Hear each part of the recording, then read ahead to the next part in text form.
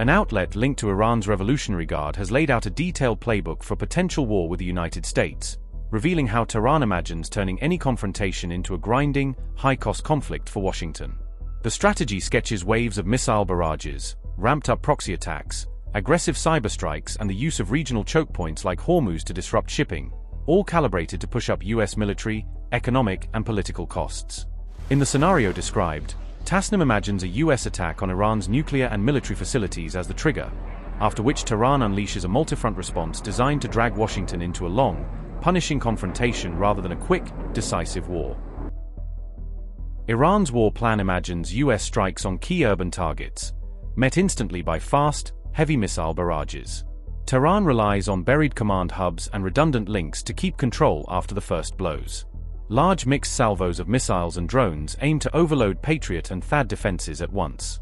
Hezbollah, the Houthis, and Iraqi militias escalate together as a coordinated axis of resistance. The script copies current proxy attacks from Lebanon, Iraq, Syria, and Houthi Red Sea raids, but scaled up. Iranian hackers go after U.S. transport, energy, financial, and military networks to cause disruption. Cyber attacks and political pressure on host states are used to complicate and delay U.S. deployments.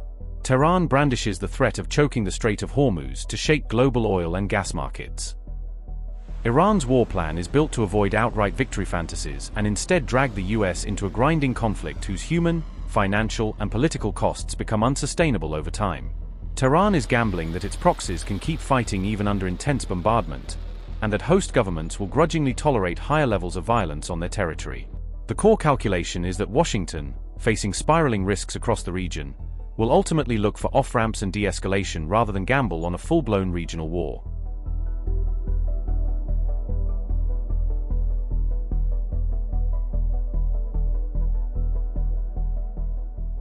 The wargame blueprint emerged just as Washington and Tehran were engaging in tense de-escalation talks, underlining how real the fear of a wider war had become on both sides. Donald Trump publicly warned that Ali Khamenei should be very worried, a sharp remark that ratcheted up tensions and set a combative tone in the run-up to the talks. At the same time, Iran's top military commander declared that the country had pivoted from a defensive posture to a more offensive doctrine, signaling readiness to hit back hard if challenged. Khamenei himself warned that if the United States started a conflict, this time, it would be a regional war, hinting that fighting would quickly spill across borders through allies and proxies. On February 6, US and Iranian officials met in Oman in a last-ditch diplomatic push aimed at preventing another cycle of violent escalation and miscalculation. After the talks, Iranian Foreign Minister Abbas Araghchi said negotiators had reached the limit of what they could do at the table, and that the next decisions now rested with their top leaders. Overall, I can say it was a good start. But its continuation depends entirely on us consulting our capitals and, based on that, deciding how to proceed.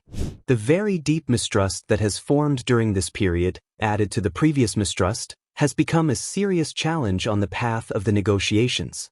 First, we must overcome this prevailing atmosphere of mistrust.